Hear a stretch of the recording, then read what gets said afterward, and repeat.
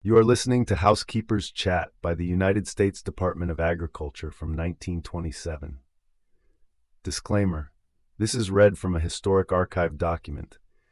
Do not assume content reflects current scientific knowledge, policies, or practices. This broadcast aired on the 6th of January of 1927.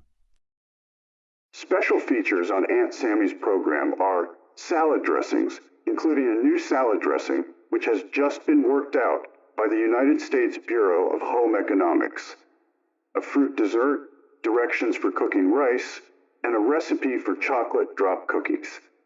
The recipes have been approved by the United States Bureau of Home Economics and will be added to the fourth supplement to the radio cookbook. Copies of the cookbook are sent free to women who listen in regularly to this radio station.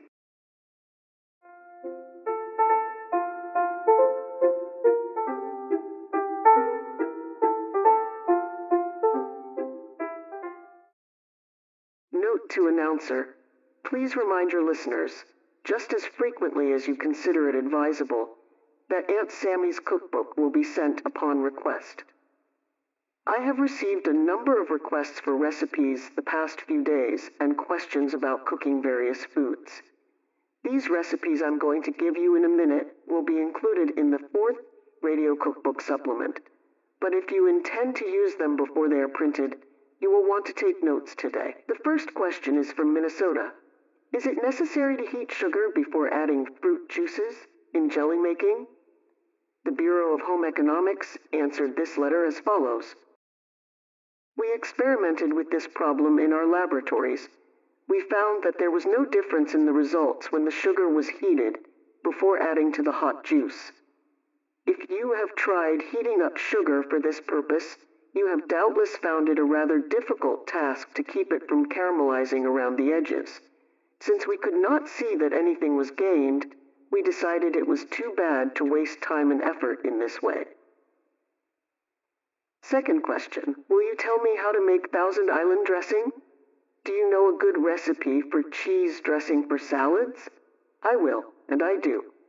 Thousand Island dressing is a mayonnaise dressing to which chopped, highly flavored materials are added. There is no rule about what these finely chopped ingredients should be. Often as many as half a dozen different things are added in small quantities, very finely diced. Some suggestions are hard cheese, hard-cooked eggs, pickle, olives, radishes, celery, green peppers, pimentos, capers, and onion. It is easy to make use of small amounts of such materials you have on hand, rather than to purchase special things for Thousand Island dressing. Speaking of mayonnaise, there are other ways to vary this standard dressing. Many housewives make up a supply of mayonnaise, put it in the icebox, and add special seasoning to the amount used for one meal. For instance, some of it may be converted into Russian dressing by adding a little tomato chili sauce or tomato catsup with lemon juice. Both Russian and Thousand Island dressing are good with crisp green salads. Here's the cheese dressing for salads. Want to write it down? It is a new recipe worked out recently in the United States Bureau of Home Economics. All ready now? I'll read the ingredients for cheese dressing for salads. 1 cake Neufchâtel or cream cheese, 1/2 cup salad oil, 3 to 4 tablespoons lemon juice, 1/2 teaspoon salt, Tabasco sauce, onion juice, a bit of garlic or grated horseradish for seasoning. Let me repeat the ingredients.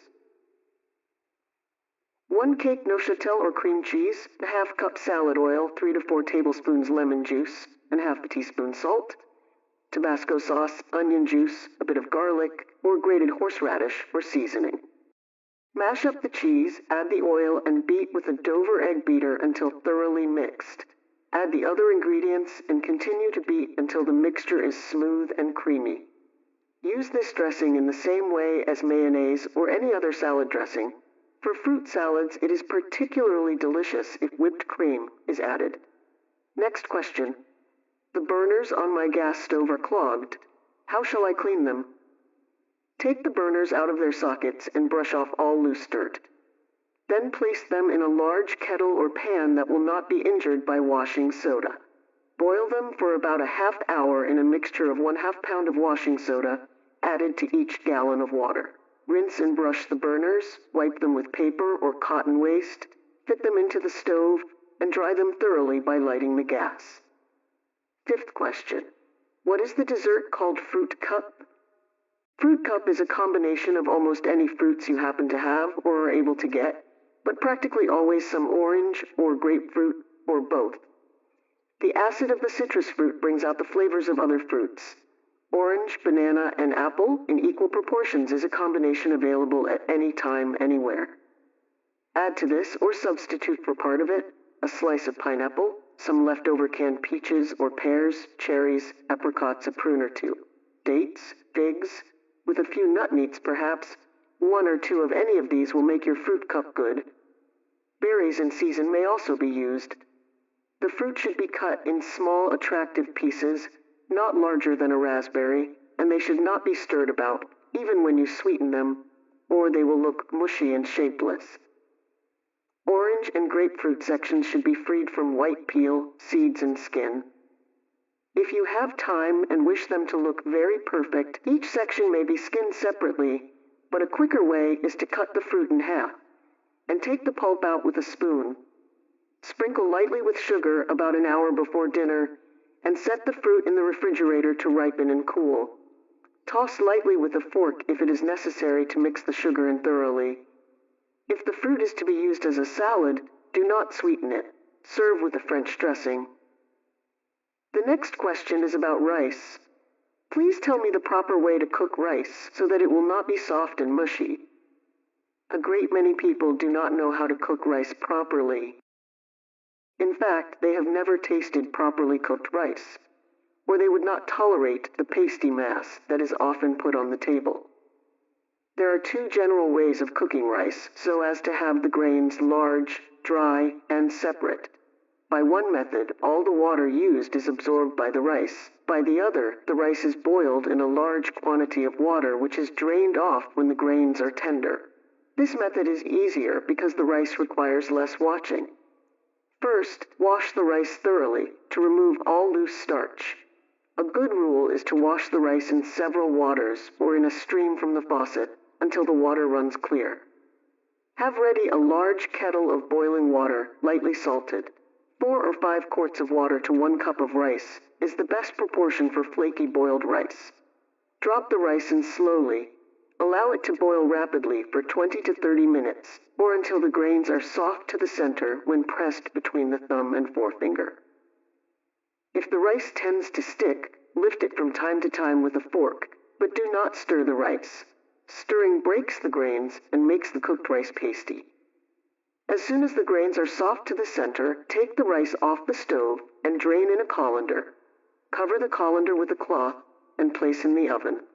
Or if the oven is not hot, set the colander over a saucepan of hot water on the back of the stove and cover the colander with a cloth. This gives the rice grains a change to dry off and swell to their utmost. If you have no suitable kettle that holds 4 or 5 quarts of water, you can cook 1 cup of rice successfully in 2 quarts. Watch it carefully, and when you turn the cooked rice into the colander to drain, pour hot water through it to wash off the surplus starch that sticks to the grains. Then cover the colander and let the rice dry off and swell as already described. The next request is for cabbage salad with whipped cream dressing. Cite ingredients as follows: 3 cups shredded green cabbage, 1½ teaspoons salt, 1/2 pint double cream, 1½ teaspoons of sugar, 4 tablespoons lemon juice, scraped onion, 12 drops Tabasco, 3 tablespoons ground horseradish. I will read the 8 ingredients again. 3 cups shredded green cabbage, 1½ teaspoons salt, 1/2 pint double cream, 1½ teaspoons of sugar, 4 tablespoons lemon juice, scraped onion, 12 drops Tabasco, 3 tablespoons ground horseradish. Whip the cream, add the seasoning to it, and combine with the cabbage just before serving. If the cream is added to the cabbage and allowed to stand, the juices are drawn from the cabbage and the dressing becomes too thin. Serve the salad very cold. This is very attractive served in a hollowed-out head of red or curly green cabbage. One more recipe for chocolate drop cookies. Then, if there is no more business to come before the House, we shall adjourn till tomorrow at this time. Doesn't that sound congressional? I like to say something good in behalf of the recipes I broadcast. This one appeals to me because it calls for only one egg.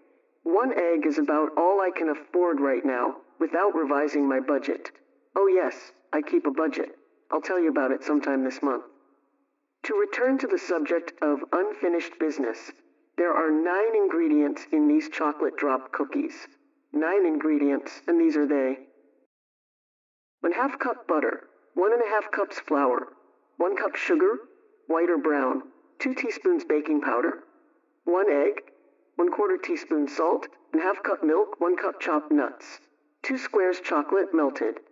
9 ingredients, and they are these: ½ cup butter, 1½ cups flour, 1 cup sugar, white or brown, 2 teaspoons baking powder, 1 egg, 1/4 teaspoon salt, ½ cup milk, 1 cup chopped nuts, 2 squares chocolate melted. Melt the chocolate and add the butter and sugar. Add the egg without beating in the milk. Use 2 tablespoons of the flour to coat the chopped nuts.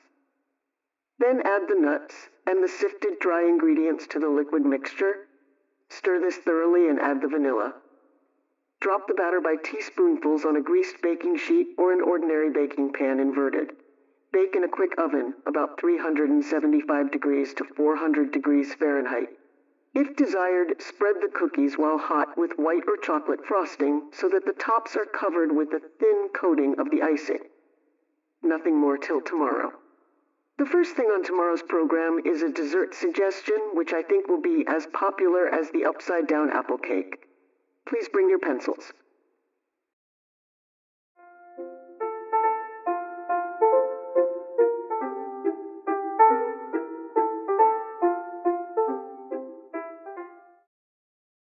This broadcast was researched and produced by BreakAway Empire LLC.